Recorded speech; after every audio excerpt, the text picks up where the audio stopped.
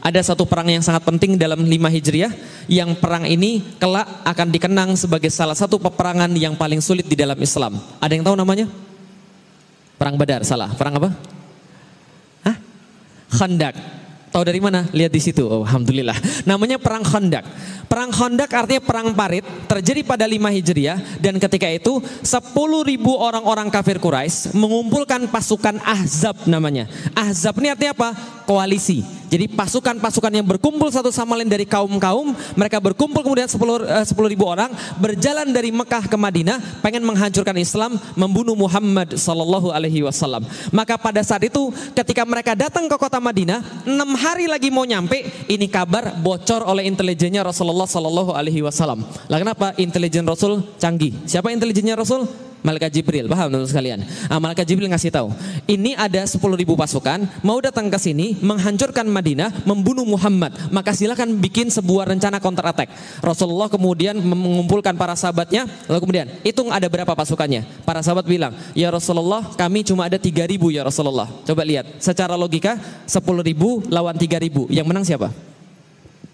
Yang menang siapa kira-kira? Secara logika 10.000, tapi Rasul bilang jangan khawatir, jangan putus asa, ada yang punya ide di antara kalian. Salman Al-Farisi angkat tangan, ya Rasulullah kami punya ide.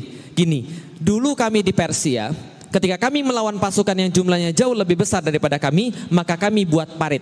Dan di parit itulah kemudian kami berlindung, kami gali tanah, kami taruh di atas, kami dapat tempat yang lebih tinggi, kami tempatkan pasukan pemanah di sana, kami panah mereka, walaupun kami tidak yakin sekarang bisa menang atau tidak, karena perbedaan pasukan terlalu banyak ya Rasulullah. Rasul katakan, gak ada masalah, buat paritnya. Maka dibuatlah parit mengelilingi kota Madinah sebelah utara sejauh 8 km. Berapa panjang? 8 km. Kalau zaman sekarang 8 km dari mana ke mana? 8 km di Jakarta dari mana ke mana? Oh, Anda nggak perlu hitung karena saya sudah hitung. Dari Cawang ke Semanggi. Itu 8 km. Bayangkan gali parit 8 km bukan di Indonesia. Indonesia pakai cangkul selesai. Gali parit di Arab pakai cangkul. Patah cangkulnya. Gali parit di Arab pakai lembing karena batu semua. Hancurkan batunya, naik tarik ke atas. Dan yang namanya paritnya ada spesifikasinya. Kata Salman, ya Rasulullah, lebarnya harus 5 meter, dalamnya harus 3 meter. Lah kenapa sepanjang itu? Supaya kuda nggak bisa lompat, kalau lompat jatuh nggak bisa naik lagi 3 meter. Maka 5 meter, 3 meter. Hitung saja berapa kubik tanah harus diangkat ke atas. Dalam kondisi seperti itu 6 hari lagi mau nyampe. Kira-kira mereka stres atau tidak? Kaum muslimin stres. Lah kenapa stres? Jumlahnya cuma 3.000, gali parit 8 km, 6 hari lagi pasukan nyampe, itu pun belum tentu menang. Dikisahkan, panasnya luar biasa. Secara jumlah mereka kalah, dan makanannya menurut salah satu riwayat, orang muslim disuruh celupin tangannya, kemudian tangannya celupin di air itu diangkat, kemudian masukin ke gandum. Maka gandum yang nempel di tangannya, itulah dijilat untuk kemudian seharian. Bisa dipahami teman sekalian? Kira-kira gimana kondisinya? Sangat mencekam sekali. Wajar saat itu ada orang-orang yang bilang sama Rasulullah, ya Rasul, saya mau izin pulang dulu ya. Lah kenapa? Ini istri saya di rumah. Bukankah di dalam Islam seorang suami harus ngurus istrinya? Sudah salah pakai dalil pula, paham teman sekalian? Pulang nggak balik lagi. Ya Rasulullah, saya mau pulang. Lah kenapa? Anak-anak saya belum makan ya Rasulullah. Bukankah seorang ayah adalah tanggung jawabnya mengurusi anak-anaknya? Kabur, nggak balik lagi. Sudah salah pakai dalil. Yang bersama Rasulullah pada saat itu cuma tertinggal 2 tipe orang. 1 yang benar-benar beriman, 2 Yahudi yang terpaksa. Ya, yang satu siapa? Yang benar-benar beriman. Yang kedua, Yahudi yang terpaksa. Loh kok ada Yahudi di situ? Yahudi itu memang licik luar biasa. Dari dulu sifatnya kayak begitu. Lah kenapa? Mereka bilang sama Rasulullah, kami akan membantu karena kami warga Madinah. Ternyata mereka sudah kong kali kong sama pasukan Ahzab. Mereka bilang, nanti kalau kamu datang, kamu akan serang kaum muslim dari depan. Kami akan ganggu istri-istri mereka dan anak-anak mereka. Kami akan ancam bunuh dan kami akan ancam mereka untuk diperkosa. Sehingga mereka tidak tenang. Maka muncul di dalam Al-Quran dalam surat Al-Ahzab menggambarkan peperangan ini, ja'akum min fauqikum wa min asfala minkum. Dan ketika datanglah kemudian mereka dari depan kalian dan dari belakang kalian, idzaghatil absara, ketika kalian bergetar pandangannya, wa balaghatil qulubul hanajir, dan sampai kemudian jantung sampai ke tenggorokan, wa tadzunnuna billahi dzununa, dan Anda banyak prasangka pada Allah Subhanahu wa taala. Allah sudah pergi meninggalkan kita. Allah enggak perhatian lagi pada kita. Kita tidak akan dimenangkan oleh Allah Subhanahu wa taala. Ini yang kejadian. Maka ketika menggali parit ada 2 yang tersisa. 1 kaum muslimin yang benar-benar beriman, beriman, 2 Yahudi yang terpaksa. Dalam kondisi inilah ada yang nanya pada Rasulullah ketika lagi istirahat, ya Rasulullah, besok yang kita taklukkan kira-kira yang mana dulu? Konstantinopel atau Roma? Faham sampai di sini?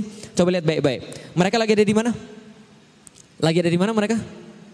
Di Madinah. Lihat ya, betapa kemudian mental para sahabat luar biasa. Mereka lagi ada di mana? Madinah. Konstantinopel, Roma. Pertanyaan saya sederhana. Sahabat sudah pernah pergi ke kota Konstantinopel? Belum. Sudah pernah lihat Konstantinopel? Belum.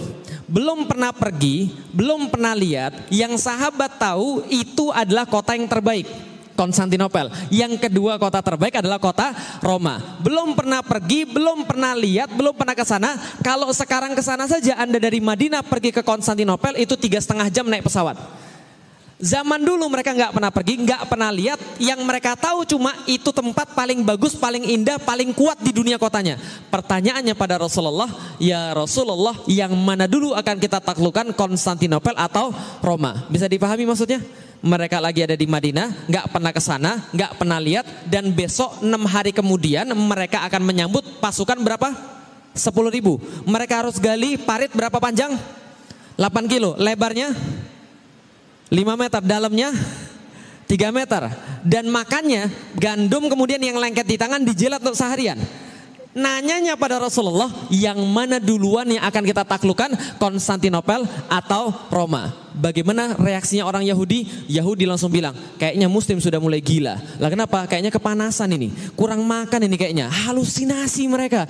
Besok udah mau mati, 10.000 nyerang, ini parit aja belum jadi. Yang mereka pikirin Konstantinopel dan Roma. Gila ini orang Muslim. Ternyata Rasul menjawab pada mereka dengan jawaban yang luar biasa. Ini jawaban Rasulullah Sallallahu Alaihi Wasallam. Madinatu Hiraqlah tuftahu awalan. Wahai para sahabat yang bertanya, kota mana yang terlebih dahulu akan ditaklukkan, Konstantinopel atau Roma? Yang akan ditaklukkan pertama kali adalah kotanya Heraklius, yaitu Konstantinopel. Ketika mendengar ini, Yahudi langsung sontak berkata, wajar aja Muslimnya gila, bosnya juga gila. Paham teman sekalian?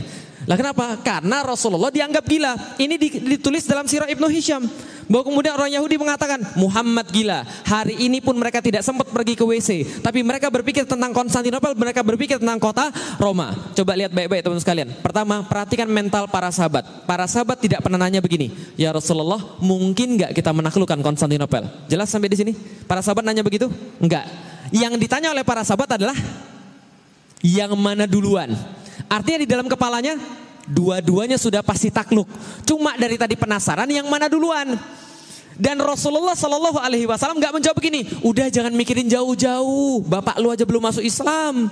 Udah jangan mikirin jauh-jauh. Makan aja susah. Enggak. Yang Rasul berikan pada mereka. Lihat ketika kekurangan makanan, ketika kekurangan bala tentara, ketika kekurangan segala macam, yang Rasul berikan pada mereka bukan bala tentara, bukan makanan, bukan persenjataan. Yang Rasul berikan pada mereka adalah visi. Kalian akan menaklukkan kota Konstantinopel. Singkat cerita, peperangan Ahzab dimenangkan oleh kaum muslimin.